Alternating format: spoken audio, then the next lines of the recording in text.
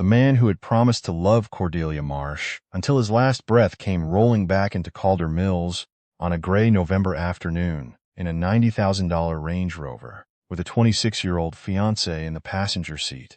A buyout check for $40,000 folded crisp in his breast pocket, and the absolute certainty that he was about to watch his ex-wife crumble. He had driven nearly 5 hours up the 417 from Toronto for exactly one reason: to make her sign away the last thread that connected her to the company he believed he had built with his own 2 hands.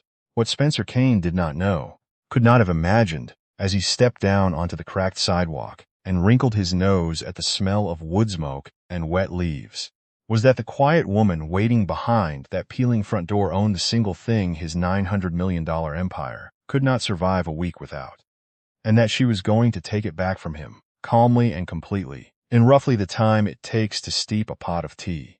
Cordelia watched the SUV pull up from behind the lace curtain in her front room, and she felt nothing she had expected to feel. She had imagined this day for 5 years. She had assumed, when it finally came, that her heart would be slamming against her ribs, that her hands would shake, that all the old humiliation would rush back up her throat. Instead, there was only a kind of clean, level stillness, like the surface of the mill pond at the bottom of the hill on a windless morning. She watched Spencer climb out, adjusting the cuffs of a charcoal overcoat that probably cost more than most people in Calder Mills made in a month. She watched the young woman beside him refuse theatrically to open her own door until the driver came hurrying around the front of the vehicle to do it for her. So that was Brielle. Cordelia recognized her from the engagement announcement that one of Spencer's old assistants had quietly forwarded her in the spring, the kind of message that came with no subject line, and the unspoken understanding that the sender was on her side now. The girl unfolded herself out of the passenger seat in a cream wool coat and a pair of suede ankle boots that were going to be ruined the instant she stepped off the curb. She had a small gold chain bag over one shoulder and a phone in her hand that she did not put down, not once the entire time. "This can't be right," Brielle said, loud enough to carry. She pressed the back of her hand to her nose. "Babe, it smells like a campfire in a basement out here. Are you sure she actually lives here?" Spencer smiled the way he used to smile across a boardroom table, slow and pleased with itself. "Oh, she lives here," he said. "This is exactly where I left her." He looked up at the house, and Cordelia, watching him through the gap in the curtain, could read every thought moving across his face. He was seeing what he wanted to see. The brick was the color of dried blood and crumbling at the mortar. The wooden trim around the windows was bare in patches where the paint had given out. A hand-painted sign hung crooked by the door, the kind of thing a struggling woman might make herself. To Spencer Kane, it all added up to one number, and the number was 0. She let the curtain fall back and went to put the kettle on. They had met 11 years earlier in a drafty co-working space above a hardware store in Hamilton. Back when neither of them had 2 nickels to rub together, he was a marketing man with a loud laugh and 100 ideas, none of them quite his. She was a textile chemist with a soldering iron, a microscope, and a single obsession that everyone in the industry had told her was a dead end. Cordelia had spent 4 years, and most of her 20s chasing a membrane, a thin, breathable, self-regulating fabric layer that could hold a body's warmth in 40 below and vent it the moment the body started to sweat. The holy grail of cold weather gear, the thing the big outerwear brands had been throwing money at for decades and failing to crack. She cracked it on a Tuesday in February in a rented lab with a space heater wheezing in the corner, and she named it the Cirrus membrane. And she did one more thing that night that nobody, least of all Spencer, ever thought to ask about again. She filed the patent under a numbered holding company. Vireo Holdings. Hers alone. 6 months before she and Spencer were married. He had been there for the celebration. He simply had not been listening. He was already on the phone with a contact in Toronto, already sketching out the brand on a napkin, already calling it Norvik. Clean, Nordic, expensive sounding. Cordelia let him. She had never wanted the brand. She had wanted the fabric to exist, and to be worn by tree planters in the Yukon, and rig workers in Fort McMurray, and kids waiting for the school bus in Winnipeg at -30. The brand was Spencer's toy. The membrane was her life's work. She thought, in those early years, that the 2 things could belong to 2 people who loved each other, and it would all simply hold together. For a while it did.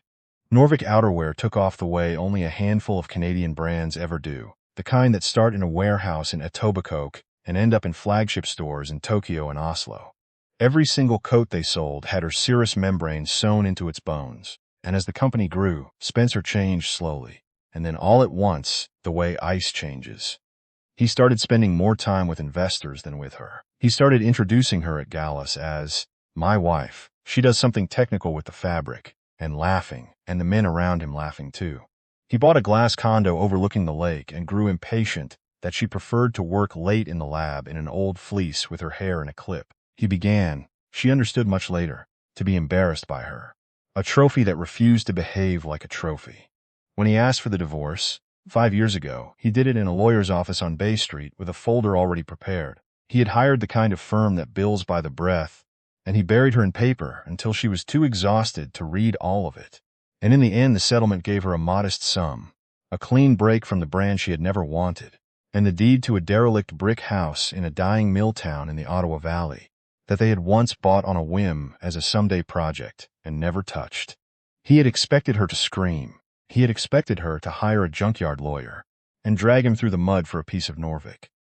Instead, Cordelia had read every page of that settlement with the cold attention she normally gave to a molecular structure, signed exactly where she was told, packed 2 suitcases and her lab notebooks, and disappeared into Calder Mills without a word.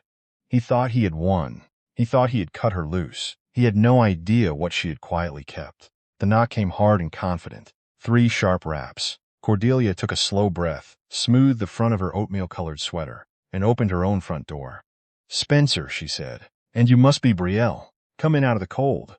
For just a moment, something flickered across Spencer's face. Surprise, maybe, that she looked so well.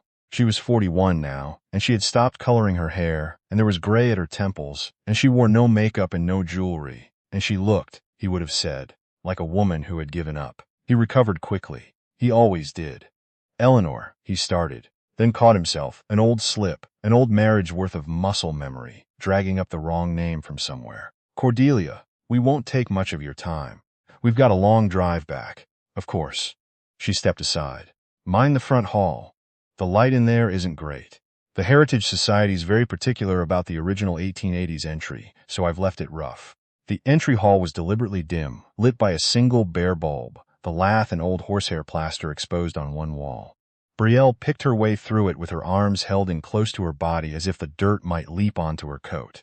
Watch you don't touch anything, Spencer murmured to her, loud enough for Cordelia to hear. You'll get it filthy. Cordelia led them down the narrow corridor toward the back of the house, and she said nothing, and she let them think exactly what they were thinking, right up until the corridor opened out, and the two of them stepped through into the great room. And Spencer Kane stopped as though he had walked into a glass wall. The back 2/3 of the old mill house had been gutted to the studs and rebuilt into something that did not belong in any reality. Spencer had prepared himself for. The ceiling lifted away to a height of 20 feet, crowned by a long ridge of structural skylight that let the flat gray afternoon light pour down clean and even over everything below. The original brick of the back wall had been stripped, repointed, sealed, and left raw on purpose. 3 stories of deep red mason rising like the inside of a cathedral, and hung against it, perfectly lit, was a large abstract canvas that Spencer's eyes went to and then could not leave. He knew that painting. He had bid on a piece by that very artist 2 winters ago at an auction in Toronto and been quietly, anonymously outbid over the phone by someone with deeper pockets than his. The floor was wide plank reclaimed oak, salvaged, Cordelia could have told him, from the very mill that had once driven this town before it closed. A low, sprawling sofa in soft fog-gray wool curved around a suspended steel fireplace. Past the living space, an open kitchen ran the length of the back wall. A single unbroken slab of pale Quebec marble for the island, matte black cabinetry with no handles, a heavy professional range, and a gleaming Italian espresso machine. That alone was worth more than the car the engagement ring had been bought to match. Beyond a wall of floor-to-ceiling glass that slid away on a track lay a small walled courtyard, snow already dusting the flagstones, a steel fire bowl and a long reflecting trough, where in summer, Cordelia knew, the water held the sky. This was not a struggling woman's house. This was not a fixer-upper. This was, by any honest appraisal, a $4 or $5 million home hidden inside the shell of a wreck, on purpose by someone who had wanted very badly never to be found. Brielle's mouth had come open. "Oh my God," she said softly, and for once it was not a complaint. "Please," Cordelia said, gesturing toward a long live-edge table ringed with pale wooden chairs. Sit. I've just put the kettle on. Spencer sat down because his legs had decided it for him. His eyes were moving around the room with a frantic, searching quality, looking for the trick, the rented furniture, the staging, the catch. There was no catch. Everything in the room was real, and it was all hers, and it was all paid for in cash. And the longer he looked, the worse the feeling in his stomach got, because Spencer Kane had built an entire identity on the belief that the woman he had thrown away was beneath him. Cordelia set out 3 cups. She did not hurry. She warmed the pot, measured the loose-leaf Darjeeling she liked, poured the water, set the timer in her head. Brielle had drifted toward the canvas on the wall and was photographing it with her phone, and Spencer snapped at her without turning his head. "Sit down, Brielle," in a voice that had lost some of its bottom. He reached into his coat and laid 2 things on the table, a black leather folder and a check. "I'll be straight with you," he said, and Cordelia almost admired the effort it took him to find his old footing. "Norvik is closing the biggest deal in our history next week. Halcyon Group is acquiring us. 9 figures. Their lawyers found an old technicality, a loose end in the original paperwork from when the company was formed. It's nothing, but they want it tidied up before they wire the money on Monday." He slid a heavy pen across the marble toward her. "I need you to sign a quitclaim releasing any historical interest in the company's intellectual property." Completely standard. And as a gesture of goodwill, he tapped the check. $40,000. "For your trouble." Brielle had recovered her nerve somewhere along the way people do when they remember which side of the check they're standing on. She picked it up and held it out across the table, snapping the paper so it cracked in the still air. "It's incredibly generous," she said, her chin lifting. "Honestly, more than you'd ever see in this town. Take it, buy yourself a few things with real labels in them, and let Spencer get on with his life. You've been holding him back long enough." Cordelia looked at the girl for a long, level moment. Then she reached out and took the check, not snatching it, simply taking it, the way you take a falling leaf out of the air, and set it down flat on the table beside the pen. "You were always a bad liar, Spencer," she said quietly. He frowned. "I don't know what. You didn't drive 5 hours into the valley over a technicality." She poured the tea, first his cup, then Brielle's, then her own, steady-handed. "Halcyon didn't flag a loose end. Halcyon halted the entire acquisition 3 days ago, on Friday afternoon, because their due diligence team finally understood what your lawyers never bothered to read. Norvik doesn't own the serous membrane. It never has." The color went out of Spencer's face in a single sweep, like water draining from a sink. "Babe?" Brielle's eyes went back and forth between them. "What is she talking about?" He didn't answer her. He was staring at Cordelia. "When we divorced," Cordelia went on in the patient, even voice of someone explaining a thing they have explained to themselves 1,000 times in the dark, "I signed away my equity in Norvik. I signed away my claim to the brand, the stores, the client lists, the inventory, the name. Every physical and corporate asset of the company. Your very expensive lawyers made very sure of it." She lifted her cup, blew across the surface, set it down. What none of them caught, because not one of them understood the actual science, is that the serous membrane was never an asset of Norvik to begin with. It was a license, a free, open-ended, revocable license granted to the company by an outside holder. The room had gone so quiet that the only sound was the soft tick of the radiant heat in the floor. "I filed the patent for the serous membrane in February, under a numbered company, Vireo Holdings. I am the sole director and the sole shareholder." She let it sit. "6 months before you and I were married, Spencer. 18 months before Norvik Outerwear legally existed.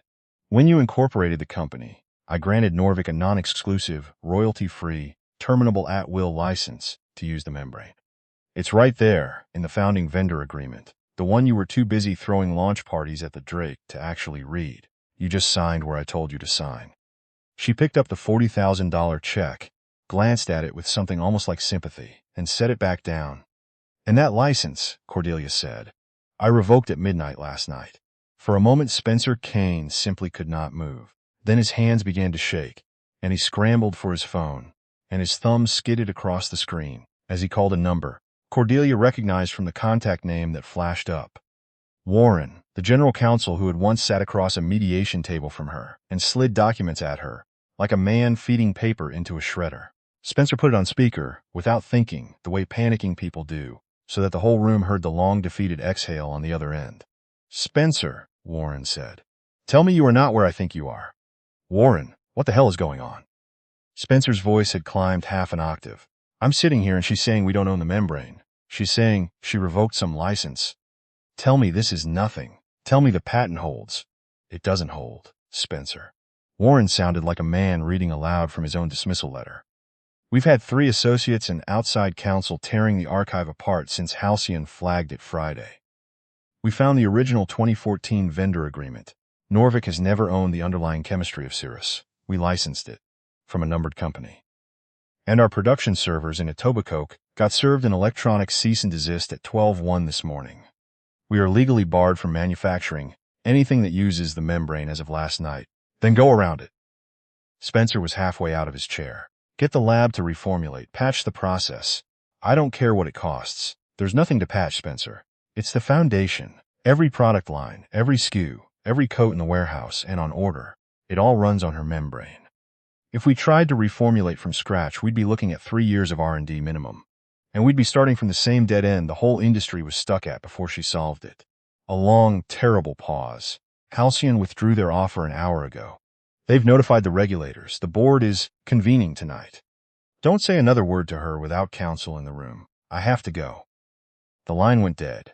Cordelia watched her ex-husband across the table, and she felt to her own faint surprise none of the vindictive joy she had once imagined. There was only a kind of clean, finished satisfaction, the way she felt when a formula she had been turning over for months finally resolved and held. Brielle had pushed her chair back from the table. The contempt had drained out of her completely. What was left was raw, ordinary fear. Spencer, she said very small. Does this mean you're broke? Shut up, Brielle, he said into his hands. 5 years ago, Cordelia said, and Spencer flinched at the steadiness of her voice.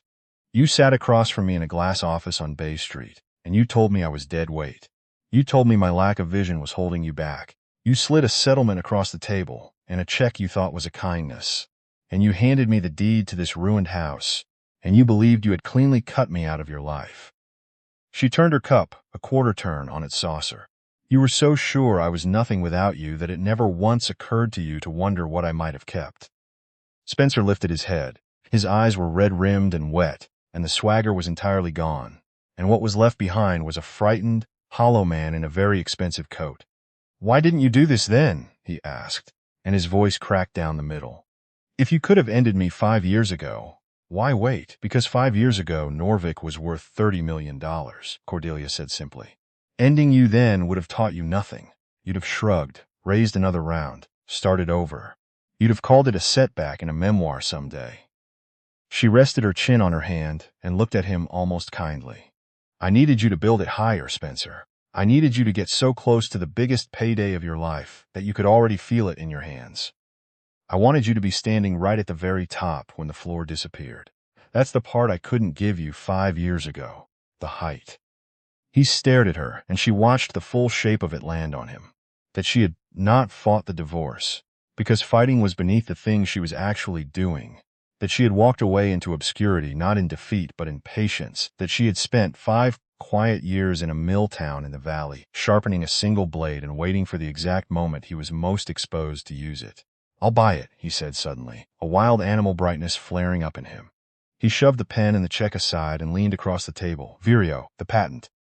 Whatever Halcyon was going to pay me, I'll cut you in. 50 million, more, name it. Reinstate the license, let the deal close, and we both walk away rich. Cordelia, please. Cordelia laughed.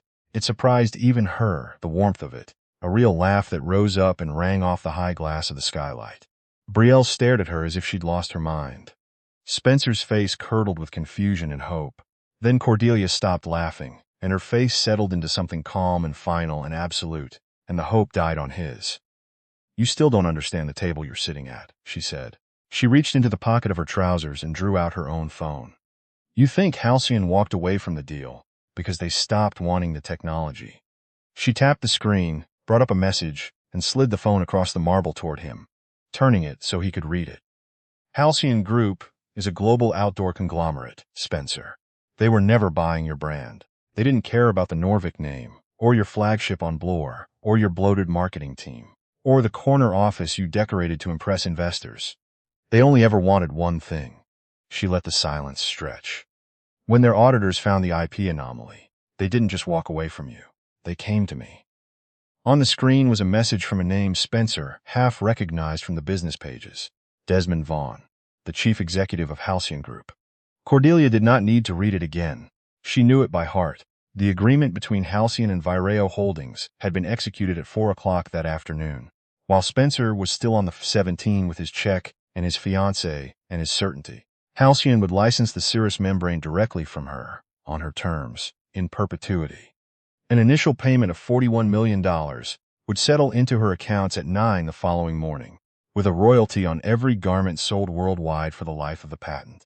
And there was a final line, which she had read 4 times the night before, and would likely remember for the rest of her life. Desmond Vaughn would be honored to have her join Halcyon's board as Chief of Materials Innovation, with a research lab of her own design and naming rights over the very chemistry she had invented in a freezing rented room when the world had told her she was wasting her life. Spencer read it. He read it again. His lips moved. "You see," Cordelia said gently, taking her phone back. "You didn't lose the company to me because I was bitter. You lost it because you spent 10 years believing the wrong person built it. You threw out the engine and kept the paint." Brielle was on her feet now, the gold chain bag clutched to her chest, looking at Spencer the way a person looks at a stranger who has just been revealed to be carrying something contagious. "The wedding," she said, her voice gone thin and shaking. "I put the deposit down at the chateau. It's non-refundable. Spencer, you said the deal was a formality. You said by Christmas we'd—" She stopped. She looked around the room one more time, at the soaring brick and the salvaged oak and the painting Spencer couldn't afford. And Cordelia watched the precise instant the girl finished the arithmetic. Brielle set her untouched tea down on the marble, picked her way back through the dim front hall without another word, and let herself out into the snow. A car door slammed. The Range Rover's engine turned over. Spencer didn't go after her.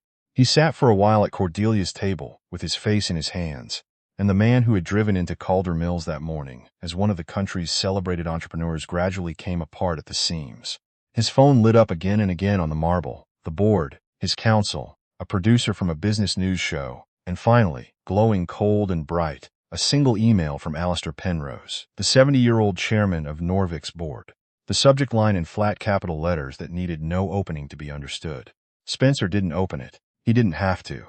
They were stripping him of his title and his stock and his golden parachute, and they would feed him to the regulators to save themselves. And there was nothing in any contract anywhere that could stop them. After a time he stood. He left the folder. He left the check. He left the pen. He walked out through the rough little hallway and down the front steps into the falling snow. Alone now, the SUV long gone, and he turned up the collar of his charcoal coat against the wind and started walking, with no clear direction, down the main street of the very town he had driven all this way to mock, until the gray afternoon swallowed him. Cordelia stood at the wall of glass with her tea and watched him go. When he had disappeared past the old mill, she carried the 3 cups to the sink. She poured Brielle's untouched tea and her own cold dregs down the drain and watched the amber swirl and vanish. And it was a small and ordinary thing, washing out a teapot, but it felt like the closing of a door she had been holding shut with her shoulder for 5 years. She slid the glass wall open and stepped out into the courtyard, into the cold and the falling snow, and stood by the reflecting trough where the surface had gone still and dark and held the white sky. She had spent a great many evenings out here over the past 5 years, and every season, while she worked out, line by careful line, the legal and chemical architecture of this exact afternoon. It had cost her things. There were nights it had felt less like patience and more like grief.